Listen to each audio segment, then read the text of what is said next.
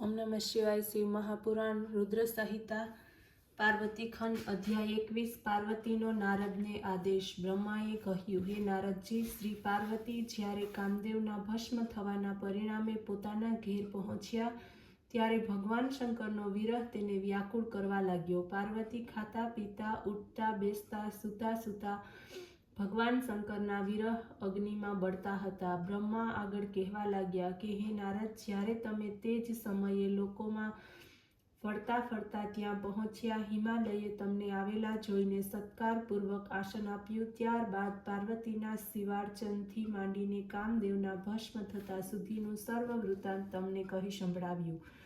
આ સાંભળીને તમે તો હિમાલયને માત્ર એટલું જ કહ્યું કે શિવનું ભજન કરો। આટલું કહીને ત્યાંથી ઉઠી તમે પાર્વતીની પાસે પહોંચ્યા।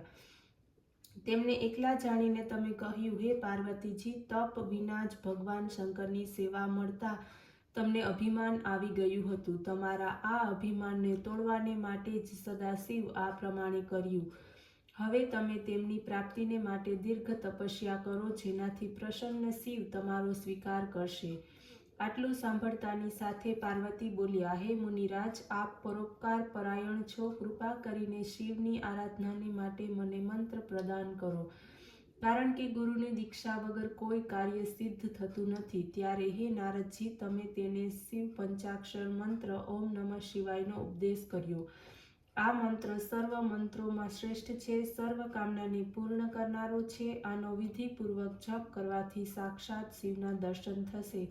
ત્યારે આને જપવામાં નિયમોનું અવશ્ય પાલન કરવું જોઈએ, આથી સદાશિવ પ્રસન્ન થશે। અધ્યાય 22। પાર્વતીની તપસ્યા।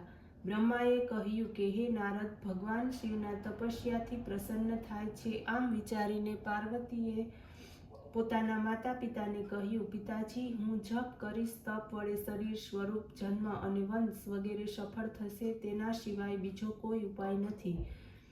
તેથી આપ મને કૃપા કરીને તપ કરવાની આજ્ઞા આપો। આ સાંભળીને હિમાલયે કહ્યું, હે પુત્રી, મને તો તમારો આ વિચાર સારો લાગે છે અને તમે તમારી માતાની રજા લો। જો તે રજા આપતી હોય તો તે ઘણું સારું કહેવાશે। આ સાંભળીને પાર્વતી પોતાની માતા મેનાને પૂછવા લાગી, હે માતા, જો તમે મને તપ કરવાની રજા આપશો તો મારા ઉપર કૃપા કરી ગણાશે। હું કાલે પ્રાતઃકાળ થતાં જ વનમાં તપ કરવાને માટે ચાલી જઈશ। આ સાંભળીને મેના અત્યંત દુઃખી થઈ અને કહેવા લાગી, હે પુત્રી, વનમાં જવાની શું જરૂર છે? ઘરમાં જ તપસ્યા કરો। આવી હઠ સારી નથી। સ્ત્રીઓને માટે વન યોગ્ય નથી, વનમાં અનેક દુઃખો પડે છે। આ પ્રમાણે અનેક વાતો મેનાએ કહી। મેનાએ ઉમાદેવીને વનમાં જતા રોક્યા। ઉમા અત્યંત દુઃખી થયા। મેનાએ ઉમાને વ્યથિત થયેલા જોઈને તપ માટેની રજા આપી। પ્રસન્ન ઉમા માતા પિતા, સખીઓ, સહેલીઓને યથોચિત પ્રણામ કરીને તેમના આશીર્વાદ પ્રાપ્ત કરીને તપ કરવાને માટે ચાલ્યા। કેટલેક દૂર જતાં તેમણે તેમના વસ્ત્રાભૂષણનો ત્યાગ કર્યો, વલ્કલ વસ્ત્રો ધારણ કર્યા, મૃગ ચર્મ ધારણ કર્યું અને ત્યાં પહોંચ્યા જ્યાંથી ગંગાજીનો આવિર્ભાવ થાય છે, જ્યાં કામદેવ ભસ્મ થયો હતો। વળી જ્યાં ભગવાન શંકર તપ કરતા હતા, ત્યાંથી પૃથ્વીની પવિત્ર અને સ્વચ્છ કરી વેદી બનાવી, ઇન્દ્રિયોને વશમાં કરી, મનને એકાગ્ર કરી કઠિન તપસ્યાનો આરંભ કર્યો। ગરમીના દિવસોમાં પોતાની ચારે બાજુએ અગ્નિ પ્રગટ કરી તેની બરાબર મધ્ય સ્થાનમાં બેસી તે તપ સેવન કરતી, મંત્ર જપ કરતી, ચોમાસામાં વરસાદના કષ્ટદાયક ઝાપટાને સહન કરતી, શિયાળામાં ઠંડા પાણીની અંદર બેસીને મંત્ર જપ કરતી, ખાવા પીવા કે હવાનો વિચાર છોડી દીધો, બધા જ મનોરથોને પૂર્ણ કરનાર ભગવાન શંકરના ધ્યાનમાં તે મગ્ન બનીને મંત્ર જપવા લાગી। બ્રહ્માએ કહ્યું, હે નારદ, આ પ્રકારનું કઠોર તપ કરતી શ્રી ઉમાદેવીને 3000 પ્રકારનું કઠોર તપ કર્યું આજ સુધી કોઈએ કર્યું નહીં હોય। અધ્યાય 23। દેવતાઓનું શિવ પાસે જવું। બ્રહ્માએ કહ્યું કે હે નારદજી, પાર્વતીજીના તપથી ત્રૈલોક્ય બળવા લાગ્યું। દેવતા, દાનવ, ઋષિ, મુનિ, યક્ષ, ગંધર્વ, સિદ્ધ, સાધ્ય, વિદ્યાધર વગેરે બધા જ વ્યાકુળ થઈ તે ઇન્દ્ર વગેરે લોકપાલોને સાથે લઈને બ્રહ્માને ચરણે ગયા અને કહેવા લાગ્યા, હે બ્રહ્મા, આપનું બનાવેલું આ ચરાચર બ્રહ્માંડ કેટલું સંતપ્ત થઈ રહ્યું છે। ત્યારે બ્રહ્માએ કહ્યું કે હે નારદ, આ પ્રમાણે તેના કહેવાથી હું ધ્યાન દ્વારા ઉમાની તપસ્યા જાણી ગયો. આ સમાચાર વિષ્ણુને આપવા માટે અમે ક્ષીર સમુદ્ર તરફ પહોંચ્યા. ત્યાં સુંદર આસન ઉપર શોભતા વિષ્ણુના દર્શન કરીને બધાએ તેમને પ્રણામ કર્યા અને બોલ્યા, હે વિષ્ણુ ભગવાન, આ સમયે શ્રી પાર્વતી ભગવાન શંકરની પ્રાપ્તિ માટે કઠોર તપ કરી રહ્યા છે. તે જ તપથી ત્રણેય લોક તપી રહ્યા છે. અમે પણ અત્યંત દુઃખી થઈને આપના ચરણે આવ્યા છીએ. આપ જ રક્ષા કરો.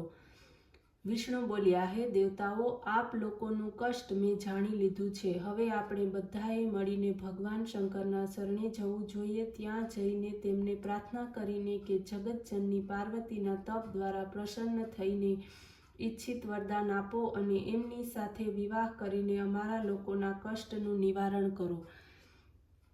ભગવાન વિષ્ણુના કથનને સાંભળીને ભય પામતા દેવતાઓ કહેવા લાગ્યા, ભગવાન, અમે તો ભૂલે ચૂકે પણ ભગવાન શંકરના ચરણે જવાના નથી, કારણ કે તેમનો ક્રોધ અમારા માટે અસહ્ય છે. કામદેવને તેમણે ભસ્મ કરી નાખ્યો, તો અમને ભસ્મ કરી નાખતા શું વાર? હે નારદ, આ પ્રમાણે દેવતાઓના વચન સાંભળી ભગવાન વિષ્ણુ તેમને સમજાવતા કહેવા લાગ્યા, હે દેવતાઓ, ભય પામવાની જરૂર નથી. ભગવાન શંકર દયાળુ છે.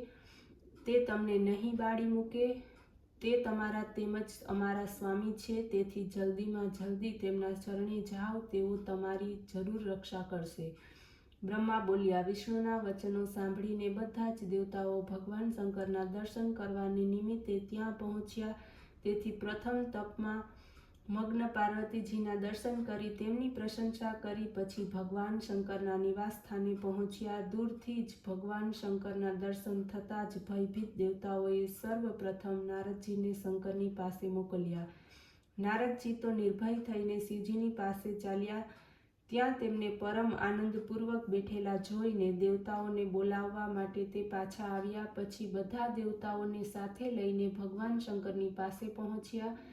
જઈને શિવજીને પ્રસન્ન કર્યા. પછી તેમણે આનંદપૂર્વક પોતાના આસન ઉપર બિરાજેલા જોઈ વિષ્ણુ વગેરે દેવતાઓએ વારંવાર તેમના પ્રણામ કર્યા. ઓમ નમઃ શિવાય.